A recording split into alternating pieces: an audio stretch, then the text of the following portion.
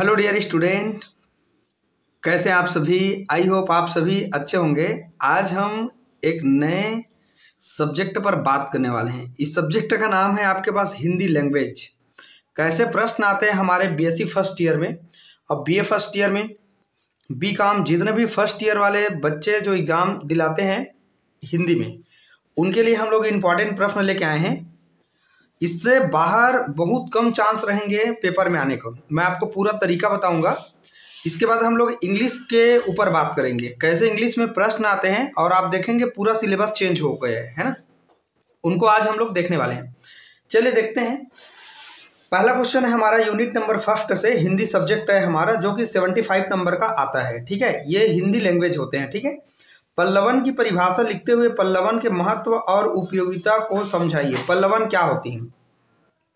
पल्लवन वह होता है जिसमें किसी भी गुथे हुए विचारों और जो भी भाव समझ में नहीं आते हैं उनका विस्तार करना पल्लवन कहलाता है। ठीक है, ये पहला प्रश्न है, हर बार एग्जाम में आए हैं, बिल्कुल चांस से इस बार भी आएंगे। दूसरा है हमारे पास, कुशल विस्तारक के गुणों की क्या करिए, विवेचना करिए, है ना। जो कुशल विस्तारक होते हैं उनमें क्या क्या गुण होना चाहिए, जैसे बुद्धिमान होना चाहिए, उनको लक्ष्य भाषा, स्रोत भाषा, दोनों भाषा का ज्ञान होना चाहिए। ऐसे उनके गुण दिए हैं विस्तार करने वाले के, है ना। वो विस्तारक को आपका पल्लवन करने वाला कहते हैं। ठीक है, जो पल्लवन करते हैं उन्हीं को विस्तारक कहते हैं, आप लोग ध्यान रखेंगे। अगला है, निम्न के पल्लवन कीजिए। कुछ हमारे पास पल्लवन करने के लिए आते हैं। अगर ये दोनों प्रश्न अगर नहीं आते हैं तो ये प्रश्न आएंगे पल्लवन करने के लिए, आपको 2-3 दे दिएंगे, है ना। और ये 8 नंबर का हमारे पास आएंगे। ठीक है, संगठन में शक्ति होती है। क्या वास्तव में संगठन में शक्ति होती है? बिल्कुल। अगर कोई इंसान संगठन में अगर रहते हैं तो उनमें शक्ति होती है, उनको आपको पूरा पल्लवन करना है। सब दिन होत न एक समान। हमारे जीवन में सब दिन एक समान कभी नहीं होते हैं, कभी दुख कभी सुख आते रहते हैं। ठीक है, तो सब दिन एक समान नहीं होते हैं, इस पर पल्लवन करना है। मन के हारे हार, मन के जीते जीत, आप तो जानते हैं। क्रोध अंधा होता है। बिल्कुल, हम क्रोध में कुछ ऐसा गलती कर देते हैं जो नहीं करना चाहिए था, इसीलिए जो क्रोध होता है वो अंधा होता है। विपत्ति मनुष्य की सर्वश्रेष्ठ गुण है, मतलब विपत्ति मनुष्य की सर्वश्रेष्ठ गुरु है ना। साहित्य समाज का दर्पण है। नर और नारी एक गाड़ी के 2 पहिए हैं। आप बताइए, जीवन में क्या बिना नर और नारी के क्या जीवन चल सकते हैं? अगर नर नहीं रहेंगे तो नारी पूरा अपने जीवन में विकास नहीं कर पाएंगे, अगर नारी है तो नर विकास नहीं कर पाएंगे। अर्थात नर और नारी दोनों को होना हमारे जीवन के लिए महत्वपूर्ण है, उनको समझाना है आपको, है ना। आवश्यकता आविष्कार की जननी है। जो आवश्यकता होती है वो आविष्कार की जननी होती है। जैसे जैसे हमारे जीवन में उन चीज की जरूरत होती जाती है वैसे वैसे उनका आविष्कार होते जाते हैं, राइट ना। आज हमारे साइंस ने बहुत सारे विकास किए हैं, जिसके माध्यम से आप देख सकते हैं हर एक क्षेत्र में विकास किया है। ठीक है, क्षमा वीरों की आभूषण है। चरित्र सर्वोत्तम धन होती है कोई भी इंसान की। जब आप जानते हैं कि जो मनुष्य होते हैं उनका सबसे बड़ा धन जो होते हैं वो चरित्र होता है। ठीक है, इस तरह से हमने दिया है, ये बहुत अच्छे हैं। ये आप पढ़ेंगे तो आपको ज्ञान भी मिलेगा। आप केवल परीक्षा में अच्छे नंबर लाने के लिए मत पढ़िए, आप ज्ञान को विकसित करने के लिए पढ़िए, उस चीज का नॉलेज पाने के लिए पढ़िए। चौथा क्वेश्चन है, पत्र लेखन की आवश्यकता पर प्रकाश डालते हुए एक अच्छे पत्र की विशेषता लिखिए। पत्र कितने प्रकार के होते हैं समझाइए, है ना। और इसी पर मैंने लिख दिया नोट करके, एक जो मंथली शुल्क होता है कि मासिक शुल्क होता है, उनको छूट करने के लिए अपने प्राचार्य को क्या लिखना है, पत्र लिखना है। इस तरह से पत्र से कोई ना कोई एक प्रश्न जरूर आएंगे, आप उससे रिलेटेड और प्रश्न को आप जरूर पढ़िएगा। ऐसा नहीं कि पत्र मैंने लिख दिया इन्हीं को ही नहीं पढ़ लेना है, एक काटो और प्रश्न आपको जरूर देखना है। ठीक है, चलिए आप चाहेंगे तो स्क्रीनशॉट आप ले सकते हैं। चलिए अगले क्वेश्चन की ओर आगे बढ़ते हैं। अनुवाद। ठीक है, अनुवाद क्या होते हैं, इनका उद्देश्य लिखिए, आवश्यकता लिखिए, इन सबको समझाना है आपको। ठीक है, अनुवाद एक भाषा में कही गई बात को दूसरे भाषा में कहना या बतलाना अनुवाद कहलाते हैं, ना। आपने देखा होगा जैसे हिंदी को इंग्लिश में ट्रांसलेट किया जाता है ना, और इंग्लिश को ट्रांसलेट हिंदी में कर दिया जाता है। कई तरह के आप अपने जीवन में देखे होंगे कि जो ट्रांसलेट कहते हैं इनको इंग्लिश में, अनुवाद को। ठीक है, तो इससे प्रश्न जरूर बनते ही बनते हैं। लक्ष्य और स्रोत भाषा क्या होते हैं? अनुवाद, एक अच्छे अनुवाद की विशेषता लिखिए। लक्ष्य भाषा क्या होती है और स्रोत भाषा, जैसे मान लीजिए यहाँ पर हिंदी लिखा हुआ है, ठीक है।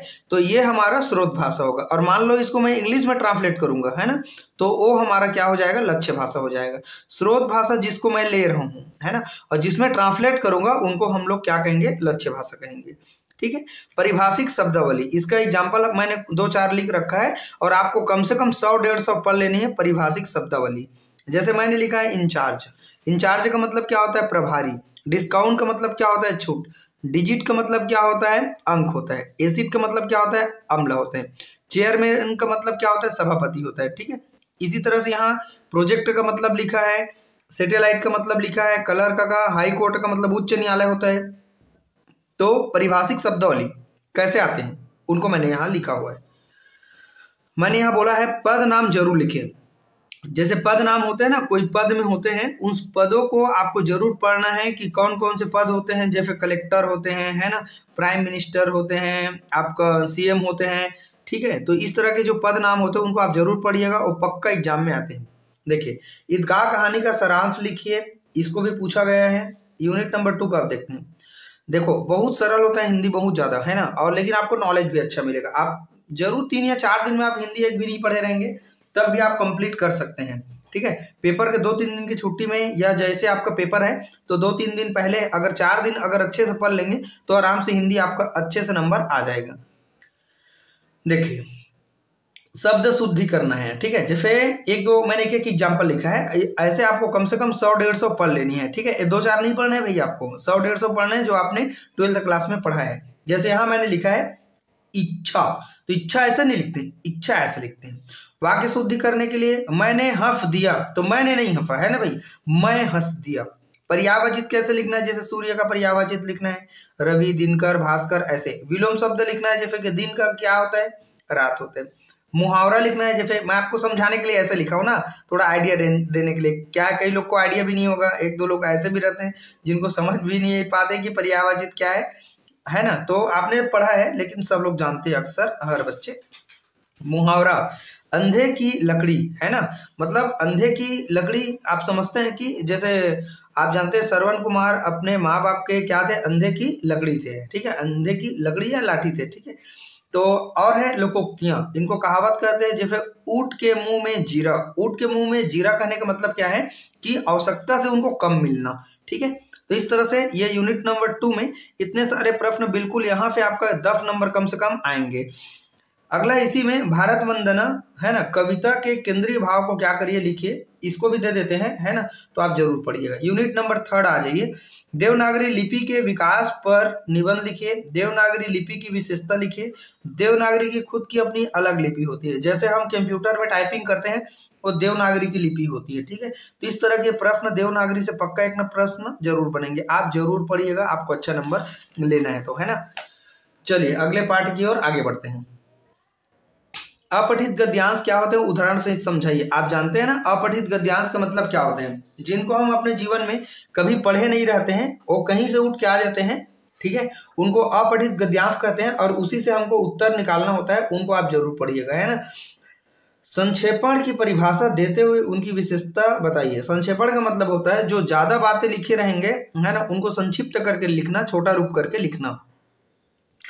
संक्षेपण करते समय किन किन बातों का ध्यान रखना चाहिए, संक्षेपण के महत्व और उपयोगिता पर प्रकाश डालिए। भोलाराम का जीव पाठ में निहित व्यंग पर क्या करिए, टिप्पणी लिखिए। इस तरह से यह 3 यूनिट कंप्लीट होते हैं। अगला देखते हैं यूनिट नंबर 4। इसको तो आपको सबको पढ़ना पड़ेगा, लेकिन मैंने इंपॉर्टेंट लिख रखा है। आज की जो टेक्नोलॉजी है, सभी स्टूडेंट मोबाइल चलाते हैं, यूज अच्छे से करते हैं। ठीक है। तो उन टेक्नोलॉजी का कैसे हमको यूज करना है, कंप्यूटर के बारे में 4 चैप्टर पूरा दिया है। जैसे यहाँ देखिए, सूचना टेक्नोलॉजी मतलब प्रौद्योगिकी से आप क्या समझते हैं, वर्तमान के समय में इनका क्या महत्व है, आपको बताना है। कंप्यूटर में हिंदी के प्रयोग का वर्णन करिए। सूचना प्रौद्योगिकी के घटक का वर्णन करिए, और शिकागो से स्वामी विवेकानंद का पत्र की प्रमुख बातों का क्या करिए, उल्लेख करिए। देखो, मैंने यहाँ सिर्फ 3 प्रश्न लिया है, लेकिन और आपको 1-2 प्रश्न और जो मिलेंगे उनको आप जरूर पढ़िएगा। वैसे भी एक बात आपको बता रहा हूँ, जो बच्चे बीएससी वाले हैं, है ना, उनमें कंप्यूटर के सारे प्रश्न मैंने वहाँ डाल दिए हैं, उनको आप जरूर देखिएगा वीडियो को। तो उतना प्रश्न अगर वहां से पढ़ लिए तो आपको यहाँ पर दिक्कत नहीं होने वाला है। ठीक है। चलिए यूनिट नंबर 5 की ओर आगे बढ़ते हैं। मानक का अर्थ क्या होते हैं, इसका लक्षण लिखिए। स्टैंडर्ड लैंग्वेज क्या होते हैं, ठीक है। मानक भाषा, अमानक भाषा, उपमानक भाषा से क्या समझते हैं, ठीक है। मानक भाषा जो हमारी क्या होती है, ऑफिशियल लैंग्वेज होती है, ठीक है। और अमानक भाषा जो हमारे कहीं भी जो लोग जहाँ पर लोग निवास करते हैं वहां पर बोले जाने वाली भाषा क्या होती है, अमानक भाषा होती है। इसको आप पढ़ ही लेंगे, है ना। मानक भाषा का अर्थ और आवश्यकता पर प्रकाश डालिए या उनके बारे में आपको लिखना है। अन्य मानक और अमानक जरूर पढ़ें। जैसे मानक भाषा, अमानक भाषा आपको लिखने के लिए दिया रहेगा, एक साइड मानक भाषा दिया रहेगा या अमानक भाषा दिया रहेगा, उनका मानक बनाना है, ठीक है। तो ये कम से कम 30-40 आप जरूर पढ़ेंगे, उससे ज्यादा भी हो जाएगा तब भी आप जरूर पढ़ेंगे, है ना। देखो, मध्यकाल के सामाजिक गतिशीलता पर क्या करिए, प्रकाश डालिए। और एक लास्ट प्रश्न है हमारे पास, मानक भाषा के प्रमुख लक्षणों को क्या करिए, लिखिए। इस तरह से डियर स्टूडेंट, यूनिट नंबर 5 से मैंने 6 प्रश्न यहाँ पर लिया हुआ है, आप जरूर पढ़िएगा। यहाँ पर 27 प्रश्न मैंने डाला हुआ है, उसके अंदर अंदर में और प्रश्न मैंने डाला है ना। भले 27 जा रहा है लेकिन इससे ज्यादा प्रश्न आपका बनेगा, है ना। तो इतना प्रश्न अगर आप तैयारी कर लेते हैं, मैं गारंटी देता हूँ आपका बेहतरीन ढंग से अच्छा नंबर आएगा, ठीक है। तो चलिए, ये हमारा हिंदी का पार्ट कंप्लीट होता है। ये लैंग्वेज नंबर पहला है, हिंदी लैंग्वेज के नाम से जानते हैं, फाउंडेशन आपका कोर्स है। तो ये हमारा 75 नंबर यहाँ पे आपका कंप्लीट हो गया। चलिए हम लोग अगले पार्ट जो बेहतरीन है, जो सिलेबस को हम लोग चेंज होते हुए देखा है, तो आप देखिएगा बहुत बच्चे को मालूम भी नहीं होगा कि पिछले साल का जो बुक होगा उनको उठा के पढ़ रहे होंगे। ऐसा गलती आप कभी ना करिएगा। इंग्लिश का पूरा पैटर्न चेंज हो गया है, आंसर क्वेश्चन जो आते हैं वो भी चेंज हो गया है। तो चलिए हम लोग इंग्लिश के ऊपर बात करने वाले हैं, जो 75 नंबर का आते हैं। मैंने यूनिट वाइज लिखा है और कौन सी यूनिट से कितना नंबर का आने वाला है उनको भी मैंने यहाँ पर पूरा लिख दिया है, और चैप्टर वाइज हम इनको समझेंगे। एग्जाम में आने वाला महत्वपूर्ण प्रश्न, इंग्लिश लैंग्वेज पर बात करेंगे। बीए, बीएससी, बीकॉम जितने फर्स्ट ईयर वाले बच्चे हैं, बिलासपुर यूनिवर्सिटी, आपका रायपुर यूनिवर्सिटी, सरगुजा यूनिवर्सिटी और अटल बिहारी वाजपेयी यूनिवर्सिटी और आपका शहीद नंद कुमार पटेल यूनिवर्सिटी में आने लायक पूरा प्रश्न को, ठीक है। देखिए, यूनिट नंबर पहला है, ये मैंने लिख रखा है। कितना नंबर का आएगा, 15 नंबर का आएगा। हमारे पास कितना क्वेश्चन आएंगे, हमारे पास देखिए 3 गुणा मैंने 5 लिखा है, ठीक है। 3 गुणा मैंने क्या लिखा है, 5। तो यहाँ से हमारे पास कितना प्रश्न बनेंगे, 3 प्रश्न बनेंगे, ठीक है। 55 नंबर का जो कि आएगा, ठीक है। चलिए देखते हैं। Why does the author saw that may a present picture of her in the far more objective than it was them? ये पहला क्वेश्चन है, आप पढ़ेंगे तब समझ में आपको आएगा, ऐसे क्वेश्चन पढ़ने में आपको समझ में नहीं आएगा। Describe the scene at the hospital the night the author's fathers did. जो उनके कहानी के अनुसार जो आपका बोला गया है, कैसे उनके डेथ हुए, है ना, तो उनको आपको पूरा बताना है। This is the how great doctors treat their fathers. What did Mr. Verma mean by, है ना, this comment, उसको बताना है। इस तरह से यहाँ पर मैं पूरे प्रश्न को नहीं पढ़ रहा हूँ, आप बिल्कुल देखिएगा, आप इसको देख सकते हैं, स्क्रीनशॉट एक बार ले लीजिएगा और जहाँ आपका बुक है वहाँ आप जाके चिन्ह लगाइए और इनको पढ़ना स्टार्ट कर दीजिए। इतना पूरा देखिए, ये पहला हमारा जो है ना फ्लेमिंगो टेक्स्ट बुक्स, ठीक है, ये दिया हुआ है। डिवोटेड सन, ये हमारा यहाँ से प्रश्न बनेंगे, ये भी यूनिट वाइज है। यहाँ पर भी ये हमको मिलेंगे लेसन 1, लेसन 2 ऐसे ना करके ऐसे दिए रहते हैं, ठीक है। दूसरा है हमारा डिवोटेड सन, इसके बारे में 1, 2, 3 प्रश्न मैंने बना दिए हैं। यहाँ पर देखिए द होम कमिंग, ये लेफन का नाम है मान लीजिए, ठीक है। 6वां क्वेश्चन बन रहा है, do you think Pathik was a mischievous young village boy, support your answer with in if tense from the story. इसको लिखना है आपको। The author says that Pathik's mothers had a project, ये लिखा है PRE है ना, JUDICE, प्रोजेस्टिस, ठीक है, against the boy, do you agree. इस तरह से आप देखेंगे 1, 2, 3 प्रश्न मैंने यहाँ बना दिया है, टोटल मिला के यहाँ 8 प्रश्न हो गया। मैंने आंसर क्वेश्चन यहाँ लिख रखा है। चलिए अगले क्वेश्चन की ओर आगे बढ़ते हैं। पूरा वीडियो के लास्ट तक बने रहिएगा। आपको अगर अच्छा समझना है, कम टाइम में अगर आपको चाहिए इलाज, तो आप बिल्कुल मत छोड़िएगा मेरे वीडियो को, ठीक है। देखिए बहुत मेहनत करके आपके लिए बनाए गए, ऐसे कोई भी कुछ भी क्वेश्चन में उठा के आप नहीं लिख सकते हैं, ठीक है। देखो, describe the image of the repair us depicted by the point, the beauty of the repair song, the point love of nature, है ना, ये शॉर्ट है, ये दोनों शॉर्ट है ना, ठीक है। Stopping by the wood an आगे और दिया होगा। Describe the climate in the first stanza, what does lovely dark and deep suggest, इसको लिखना है। ऐसे करके यहाँ 4 प्रश्न बनाए, 13, 14, 15, 16, ठीक है।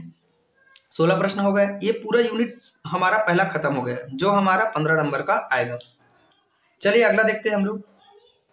यूनिट नंबर 2 है राइटिंग स्किल। मार्क नंबर यहाँ पर कितना है हमारे पास, 10 नंबर का आएंगे। यहाँ पर हम लोग वर्ड फॉर्मेशन करेंगे, वर्ड मतलब शब्द बनाना है आपको, ठीक है। तो पहला है हमारा प्रफिक्स है, जो कोई भी शब्द के पहले जुड़ते हैं उनको प्रफिक्स कहते हैं, ठीक है। जैसे मैंने एग्जाम्पल के लिए थोड़ा सा समझाया, ठीक है। जैसे यहाँ पर मैंने लिखा मल्टी, यहाँ पर लिखा है मैंने पर्पज, ठीक है। तो यहाँ पर पर्पज के पहले में जो शब्द लगा हुआ है मल्टी, ये हमारा प्रफिक्स है। उनके आ जाने से जो उनके मान लीजिए उनकी प्रॉपर्टीज मतलब एक तरह से उनके मीनिंग बदल जाते हैं, ठीक है। ग्रेजुएट, ग्रेजुएट मतलब जानते हैं आप स्नातक होते हैं। और यहाँ सामने में लिख दिया मैंने पोस्ट, तो पोस्ट को मैंने प्रफिक्स माना। तो ऐसे आपको दिया रहेगा पर्पज, आपको बनाना है मल्टी पर्पज। आपको ग्रेजुएट दिया रहेगा तो आपको बनाना है पोस्ट ग्रेजुएट, मतलब आप पढ़े लिखे हैं वो चीज को। प्रफिक्स क्या होते हैं, जो सामने में जुड़ते हैं कोई भी वर्ड के, रूट वर्ड के। जैसे मैंने लिखा पॉसिबल, इनके पहले इम लगाया। मैंने लिखा एबल, एबल का मतलब क्या होता है योग्य, उनके सामने मैंने लगाया अन। हैप्पी के सामने लगाया अन।